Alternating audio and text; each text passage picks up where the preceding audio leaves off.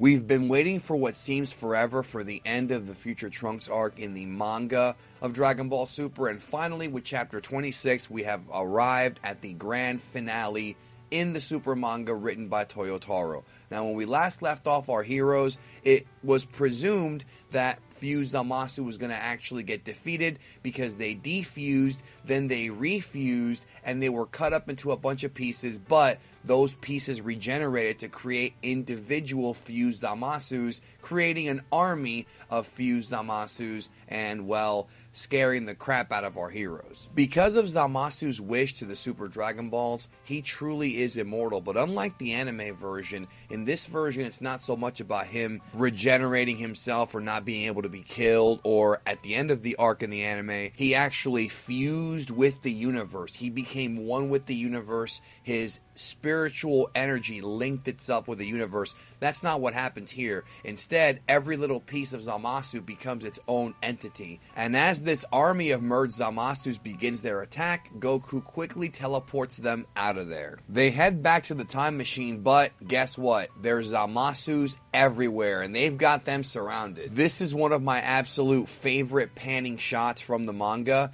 where Toyotaro takes 2 pages to really show us how dreadful this situation is, with tons and tons of Fused Zamasus surrounding Capsule Corp. This was truly, truly epic. Zamasu tells them that he will follow them to the past if he has to. That's how hell-bent he is on wiping out the mortals. We have an awesome shot here that was either paying tribute or straight up ripped from Dragon Ball Z Movie 6 when Goku and Vegeta were facing off against the army of Metacoolers. Same thing here, but it's an army of Zamasu. So as Goku and Vegeta prepare to fight and, well, probably lose their lives against all these Fused Zamasus, Goku remembers the ultimate MacGuffin, just like in the anime, the Zeno button. So even though Toyotaro took us in a different direction for the majority of this arc, the idea of the Zeno button being the final solution to this whole thing is still prevalent, and it's probably a direct note from Toriyama himself. So as expected, the Omni King of the future appears, and everybody is shocked to see him. And he's confused about where he is, but Goku quickly, well, rats on Merged Zamasu, and Zeno knows what he needs to do. Goku realizes that Zeno's not just going to destroy Zamasu or destroy the Earth. Nope, he's wiping out the entire future multiverse, just like he did in the anime. And Zeno raises his hands and wipes everything away in a huge, brilliant flash as Goku and the others hop in the time machine to get the hell out of Dodge. We go back to the present, and interestingly enough, before we even see Dr. Briefs, we also see a shot of the box of time rings. Now, interesting stuff to note here. Number one, there are 6 time rings in this box. Now, this really doesn't make any sense, and it's another one of those things that Toyotaro's doing without thinking it through. At the beginning of the arc, when we saw the box, there were 5 time rings in the box. When Beerus went in there and killed Zamasu, that created the 6th time ring. Now, the 5th time ring we can presume came from Trunks time traveling, but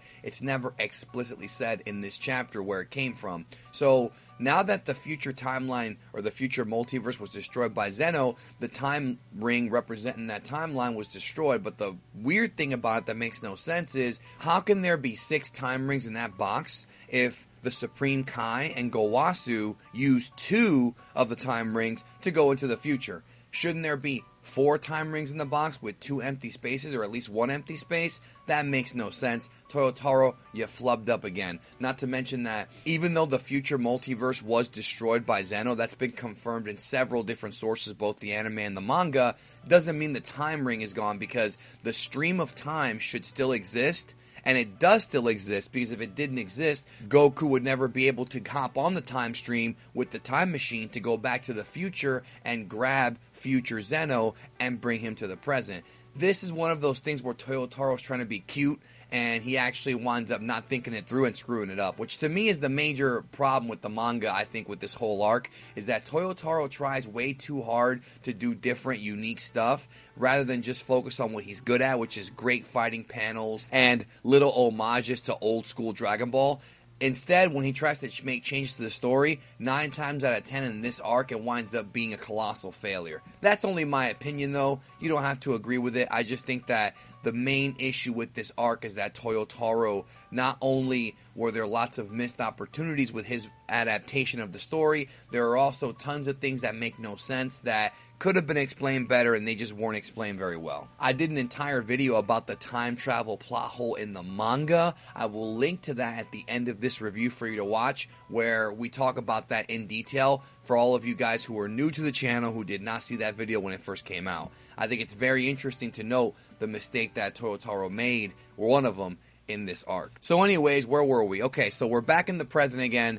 Everybody's safe and sound in the present. Goku makes a funny face. Bulma gets emotional when she sees Vegeta. This is a great scene. Future Mai meets present Mai. The Supreme Kai and everybody else, all the Kais come together and everyone's happy. Very interesting changes here that Toyotaro made from the anime. First of all, Trunks' role is a heavily reduced role in this version. Heavily reduced. There was no Super Saiyan Rage, there was no Explosion of Power, there was no Spirit Sword. None of that is in this version at all. Trunks did learn how to heal and was trained to be a Supreme Kai. That's kind of a different outlook on things, but if you're a Trunks fan and you wanted more Trunks action, you didn't get it. Trunks pretty much sat out the entire final fight, which is kind of, I don't know if I like that, but hey, whatever. Also, the idea of Zamasu of the future killing all of the inhabitants of Earth, like Yajirobe and those 2 orphan kids and whatnot, that's nowhere to be found in the manga. In fact, when they go back to the present,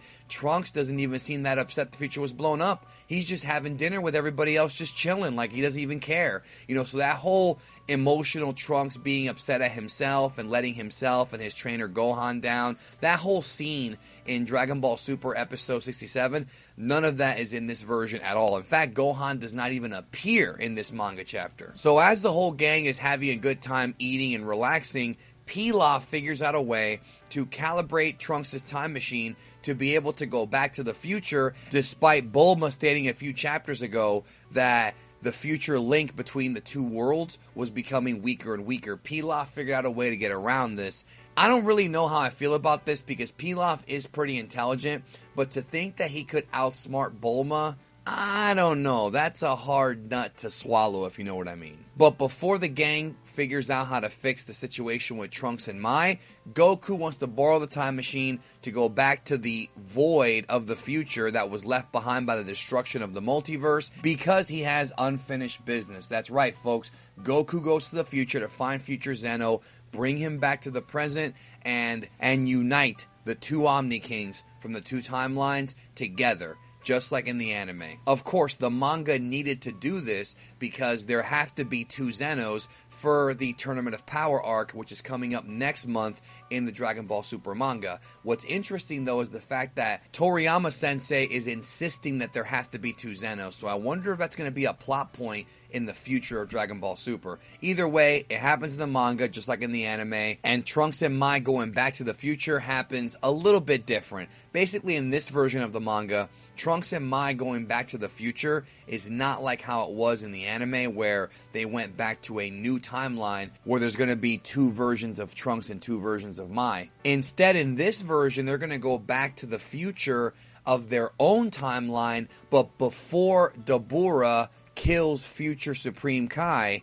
and thus preventing the God of Destruction Beerus from getting wiped away from the connection with the Supreme Kais, and thus hopefully keeping Beerus alive in the future, because Goku insists that the Hakai technique will kill even an immortal being, even though Beerus himself doesn't think so. But what I don't understand about that is, if they're going to go back to the future before any of this stuff happened, they should be able to prevent these events from even happening and prevent the Super Dragon Balls from even being used. With them having the knowledge that they do, they should be able to stop Zamasu from ever even fusing with Goku Black, as well as using the Mafuba or some kind of more powerful sealing technique if they absolutely have to. So stopping Beerus from dying and Whis and giving them knowledge of what's going to happen is already enough to fix everything. Also, if they go back to the future to a point before the multiverse was destroyed by Zeno and they make changes, would that not create another timeline that branches off of that point? This whole thing is a freaking mindfuck. In fact, Whis himself does mention they have a better technique than the Mafuba to seal people away. So either way, they should be able to stop this guy if Beerus stays alive. But unfortunately, we may never actually see what Trunks and Mai's actual fate in the future is going to be. Hopefully we do, but as of right now, we don't know. So Trunks and Mai leave for the future. We have a funny scene with present Trunks and present Mai, and the arc is over. Next month on the Dragon Ball Super manga, we begin the Tournament of Power saga. Who knows what kind of changes Toyotaro will make in this version, but overall I have to say that the future Trunks arc was very polarizing. There were a lot of things I liked about the anime more than the manga, and there were a lot of things I liked about the manga more than the anime. It really is down the middle here for me. I loved a lot of Toyotaro's art. I love the fights. I love some of the concepts, like what Toyotaro did with Super Saiyan God. Love that. I love the fact that Trunks was able to become a Supreme Kai, or trained to become one. And I love the fact that the early time travel stuff where Zamasu actually had a purpose of disliking Goku before he met Goku, you know, the whole time loop thing was fixed. But there are so many other issues with the time travel in the manga and in the anime that it really took away from potential fixes that Toyotaro could have made to the story. I thought that was a bit of a disappointment. I thought that Toyotaro storytelling was subpar, and the majority of this. The fights were cool, the action was good, but the storytelling I thought was not very good. Also, I should mention that they once again bring up the mysterious Universe 12 time traveler in this arc that was brought up earlier in the arc, and there's absolutely no mention of this guy anywhere in the anime. So I don't know if Toyotaro has actual plans for this, or if it's just a way to explain the Four Rings, or what. It doesn't matter. The whole thing's a complete mess. No matter which version you're watching, there are going to be holes in this. But either way, I had fun reading it, and I hope you had fun reading it too, and watching my reviews on it. And if you haven't seen the previous reviews, I will link to a playlist at the end of this video, as well as other related videos to the Dragon Ball Super manga. Either way, I am happy that the manga exists, because it does give us another version of the story, another mind being put into play here in the world of Dragon Ball Super. Anyways, thank you so very much for watching my review. Hope you have a great rest of your day, and check out these videos.